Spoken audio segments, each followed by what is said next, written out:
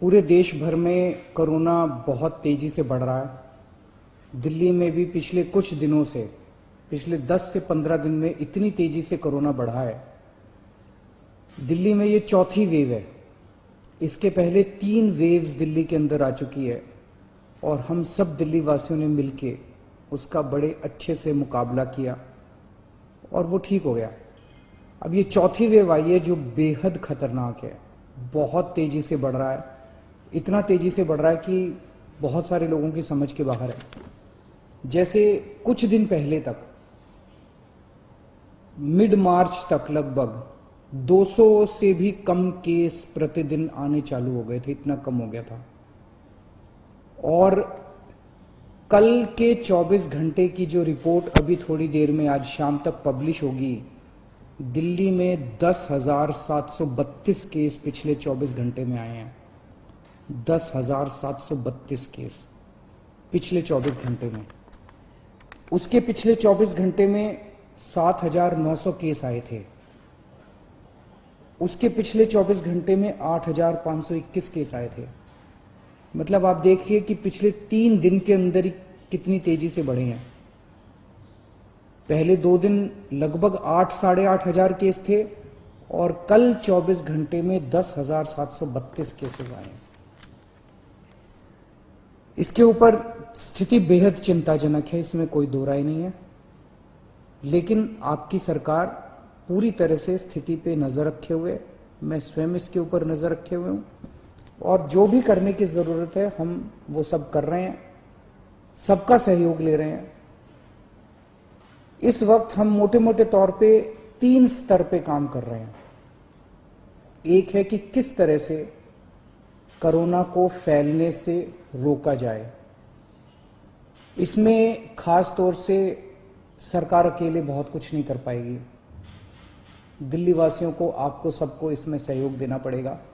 आपने पहले भी बहुत सहयोग दिया, हर बार सहयोग दिया। हर बार जब भी वेव आई, दिल्ली के लोगों ने बढ़ चढ़ के सहयोग दिया, किसी और के लिए नहीं। हमें अपने लिए, अपने स्वास्थ्य के लिए, अपने परिवार के लिए बढ़ चढ़ के कोरोना के सभी प्रोटोकॉल्स फॉलो करने पड़ेंगे। अपनी सेहत अपने हाथ है। अगर हम, अपनी सुरक्षा अपने हाथ है। जो 3 चीजें बार बार बोलते हैं, मास्क पहन के रखिए,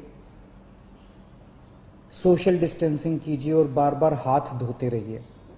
इसमें एक चीज और ऐड कर लो कि घर से तभी बाहर निकलेंगे जब बहुत जरूरी होगा। कुछ दिन की बात है, मुझे पूरी उम्मीद है जैसे पिछली 3 वेव चली गई वैसे ये चौथी वेव भी चली जाएगी। तो अभी फिलहाल ज्यादा से ज्यादा कोशिश करें कि घर पे ही रहें, घर से बाहर तभी निकलें जब बहुत जरूरी हो। हम लॉकडाउन नहीं लगाना चाहते, लेकिन कल सरकार को मजबूरीवश कुछ रिस्ट्रिक्शंस के ऑर्डर किए गए हैं। जैसे बसों में अब 50% लोग बैठ सकेंगे, मेट्रो में 50% की ऑक्यूपेंसी हो सकती है, बार्स रेस्टोरेंट्स के अंदर 50% की ऑक्यूपेंसी। इस तरह से कुछ कई सारे रिस्ट्रिक्शंस कल लगाए गए हैं। आप ही के लिए लगाए गए हैं, आप ही की सेहत के लिए, आपकी सुरक्षा के लिए लगाए गए हैं। आपसे अपील है कि उनको सबको अच्छे से फॉलो करें। तो एक तरफ हम कोरोना को रोकने की कोशिश, स्प्रेड को रोकने की कोशिश कर रहे हैं। दूसरी तरफ इतनी तेजी से जब कोरोना के मरीज बढ़ रहे हैं, किसी को कोरोना होता है तो वो फिर या तो होम आइसोलेशन में जाता है और या फिर अस्पताल की तरफ जाता है। हम चाहते हैं, पूरी कोशिश कर रहे हैं और पूरा इंतजाम किया है कि जब कोई अस्पताल में जाए, उसे अस्पताल की ज़रूरत पड़े, इलाज की ज़रूरत पड़े, तो उसे दिल्ली के लोगों को बेस्ट से बेस्ट इलाज मिलना चाहिए। किसी तरह की बेड की कमी नहीं होनी चाहिए, ऑक्सीजन की कमी नहीं होनी चाहिए, वेंटिलेटर की कमी नहीं होनी चाहिए। उसका सारा इंतजाम हम लोग कर रहे हैं। नवंबर के महीने में हम एक पीक देख चुके हैं। नवंबर के महीने में जो पीक आई थी वो 8,500 केसेस की थी। आज हम ऑलरेडी 10,700 केसेस क्रॉस कर चुके हैं। तो ये नवंबर से भी ज़्यादा खतरनाक इस वक्त की पीक है। तो हॉस्पिटल, कल मैं LNJP हॉस्पिटल गया था उसका मुआयना करने के लिए। सभी डॉक्टर्स से, नर्सेस से बात हुई, वहाँ का सारा जायजा लिया। मैं पूरे दिल्ली वासियों की तरफ से अपने डॉक्टर्स को, नर्सेस को, पैरामेडिक स्टाफ को, सबको हाथ जोड़ के सैल्यूट करना चाहता हूँ, धन्यवाद देना चाहता हूँ कि पिछले 1 साल से लगे हुए हैं वो लोग। उन्होंने अभी भी पूरी तन्मयता के साथ वो लोग लगे हुए हैं। कल उनसे सबसे बात की, हम पूरी तरीके से हॉस्पिटल मैनेजमेंट के ऊपर ध्यान दे रहे हैं। कुछ लोगों के मेरे पास मैसेजेस आए पिछले कुछ दिनों के अंदर कि सर हम इस अस्पताल में गए, इधर बेड नहीं मिल रहा, उसमें गए, उसमें बेड नहीं मिल रहा। वो ऐप जो हमने हॉस्पिटल बेड्स का जारी किया था कुछ महीने पहले, पिछली जो पहली वेव आई थी जून के महीने में, 6 महीने पहले, वो ऐप आज भी काम कर रहा है। तो अगर आपको अस्पताल की जरूरत है, अगर आपको कोरोना हो गया, अस्पताल जाने की जरूरत है, तो किस अस्पताल में बेड अवेलेबल है वो आप अपने ऐप से देख लीजिए।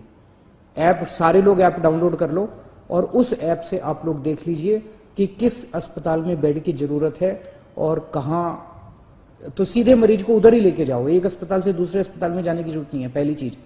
दूसरी चीज, कुछ लोग केवल प्राइवेट अस्पतालों की तरफ दौड़ रहे हैं। प्राइवेट अस्पतालों में बेड थोड़े कम होते हैं। अब दिल्ली के अंदर पिछले 5 साल में आपकी सरकार ने मिलकर दिल्ली के सरकारी अस्पतालों को बहुत शानदार कर दिया है। दिल्ली के सरकारी अस्पतालों में बहुत अच्छा इलाज हो रहा है। पैसे वाले लोग भी दिल्ली के सरकारी अस्पतालों में जा रहे हैं। मेरी आप लोगों से निवेदन है कि सब लोग प्राइवेट अस्पतालों की तरफ मत दौड़िए। सरकारी अस्पतालों में जाएंगे, वहां भी आपको अच्छा इलाज मिलेगा। सरकारी अस्पतालों में भी आप जा सकते हैं। अगर आपका ऐप दिखाता है कि सरकारी अस्पताल में बेड खाली है तो सरकारी अस्पताल में जाइए, लेकिन अस्पताल में तभी जाइए जब आपको जरूरत हो। अगर सब लोग अस्पतालों की तरफ दौड़ने लग गए, अस्पताल कम पड़ जाएंगे। अगर सब लोग अस्पतालों की तरफ दौड़ने लग गए, बेड कम पड़ जाएंगे, आईसीयू कम पड़ जाएंगे, वेंटिलेटर कम पड़ जाएंगे। तो अगर आपको अस्पताल की जरूरत है तभी अस्पताल में जाइए, वरना होम आइसोलेशन में रहिए। अस्पताल के बेड केवल सीरियस मरीजों के लिए रहने दीजिए। अगर आप एसिम्टोमेटिक हैं, अगर आपको सिंपल सिम्टम्स है, ज्यादा बीमारी नहीं है, और अगर आप अस्पताल चले गए तो आपने एक बेड ऑक्यूपाई कर लिया, जबकि आपका घर पे इलाज हो सकता था।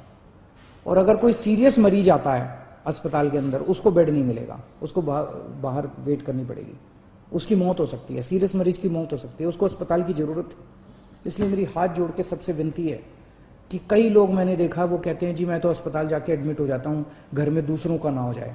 घर के अंदर होम आइसोलेशन कीजिए, हमारी टीम आपके घर आएगी, आपको सारा गाइडलाइंस वगैरह सब बता देगी, ऑक्सीमीटर देके जाएगी, आपको बता देगी कैसे होम आइसोलेशन करना है, आपके साथ हम संपर्क में रहेंगे।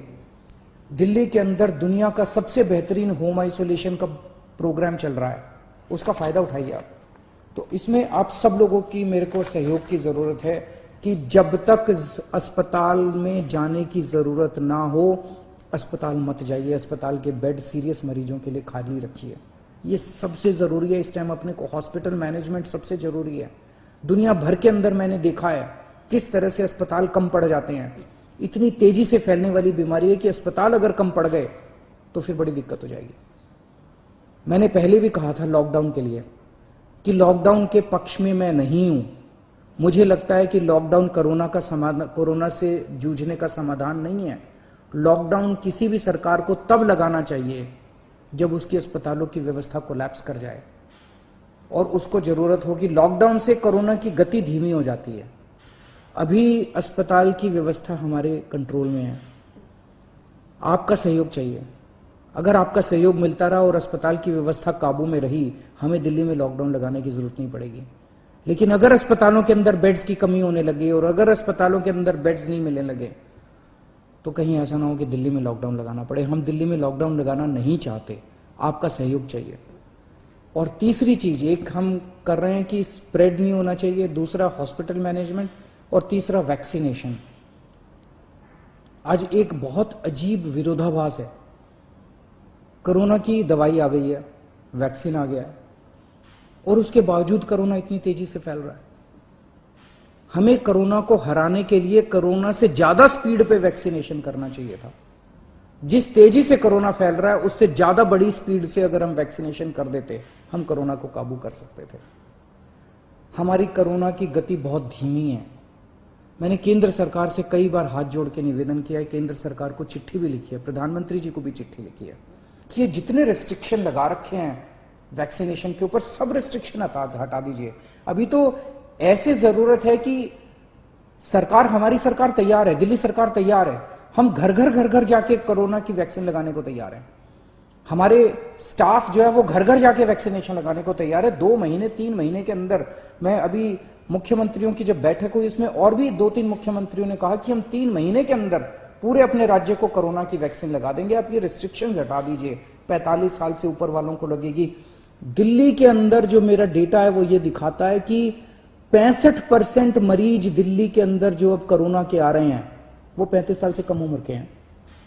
तो अगर 65% मरीज 35 साल से कम उम्र के हैं तो कोरोना रुकेगा कैसे? कोरोना की साइकिल कैसे टूटेगी? वो तो तभी टूटेगी ना जब वैक्सीनेशन लगेगा। तो मेरी केंद्र सरकार से निवेदन है, केंद्र सरकार ने बहुत रिस्ट्रिक्शन लगा रखे हैं कि सेंटर नहीं खोल सकते, ज्यादा सेंटर नहीं खोल सकते, इस उम्र से कम लोगों को नहीं दे सकते। अभी तो हमें लार्ज स्केल के ऊपर, युद्ध स्तर के ऊपर सारी मशीनरी हमें वैक्सीनेशन के ऊपर लगा देनी चाहिए। इससे बड़ा विरोधाभास क्या हो सकता है कि हमारी वैक्सीन आ गई और उसके बावजूद हम कोरोना से लड़ रहे हैं, कोरोना इतना तेजी से फैल रहा है। तो अगर हम कोरोना की वैक्सीनेशन बहुत तेज कर दें तो ये इसका एक समाधान हो सकता है। कुछ लोगों के मन में, जैसे अभी पूरे देश भर से रिपोर्ट आई, एक अस्पताल में 37 डॉक्टर्स जिन लोगों को वैक्सीन लगी थी, दोनों डोज लगी थी, उनको भी कोरोना हो गया। एक और उत्तर प्रदेश से एक अस्पताल से रिपोर्ट आई, एक महाराष्ट्र से एक अस्पताल से, कि कई सारे ऐसे लोग हैं जहां पे जिन लोगों ने दोनों डोज ले ली उसके बावजूद भी कोरोना हो रहा है। तो लोग पूछ रहे हैं कि यार ये वैक्सीन लगाने से कोई फायदा है?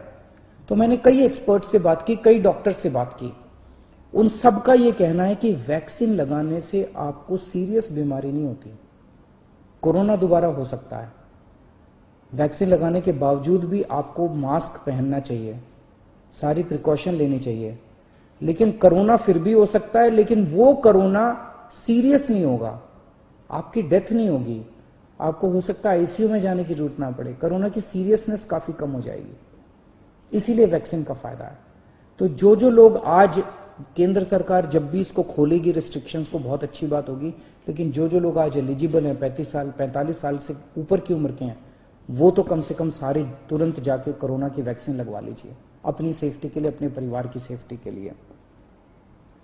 हमने टेस्ट्स दिल्ली में बहुत ज्यादा बढ़ा दिए हैं। पिछले कुछ दिनों पहले तक 80-85 हजार टेस्ट डेली हो रहे थे और पिछले कुछ दिनों से 1,10,000 टेस्ट डेली हो रहे हैं।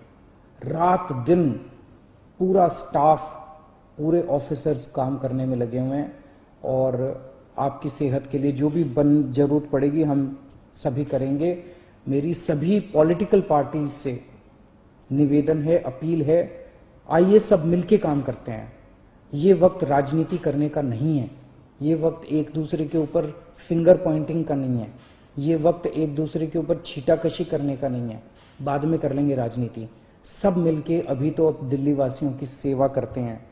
और मैं सभी लोगों से अपील करता हूं, पिछली बार आप सबने सहयोग किया था, हम केंद्र सरकार से पूरा सहयोग ले रहे हैं।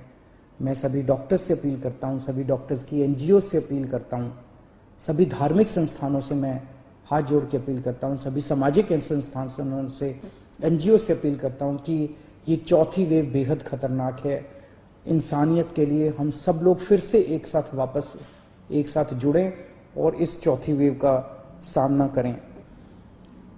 कुछ लोग कहते हैं, जब मैं उनको कहता हूं कि मास्क क्यों नहीं पहना हुआ, कहते हैं सर 1 साल हो गया, अब थक गए हैं। अब ये सोचो, वो डॉक्टर जो 1 साल से, और नर्स और जो पैरामेडिक स्टाफ 1 साल से अस्पताल के अंदर रात दिन 24 घंटे आपका इलाज कर रहा है, वो नहीं थका? वो तो आपसे ज्यादा थक गया है। अगर वो 24 घंटे पिछले 1 साल से काम कर सकता है, अपनी जिंदगी दांव पे लगा के कर सकता है, तो आप कम से कम मास्क तो पहन ही सकते हैं। और ये थकने से तो आप ही की जिंदगी खतरे में पड़ती है। ये थकना अलाउड नहीं है अपने लिए। तो मैं फिर से आप सबसे यही अपील करूंगा कि बड़ा कठिन दौर है और सब लोग, मैं समझता हूं कुछ दिन की बात है, कुछ दिन के अंदर जैसे पिछले 3 पीक दिल्ली वासियों ने जम के इसको ठीक किया था, इस बार भी सब मिलके चौथी पीक का मुकाबला करेंगे। बहुत बहुत शुक्रिया।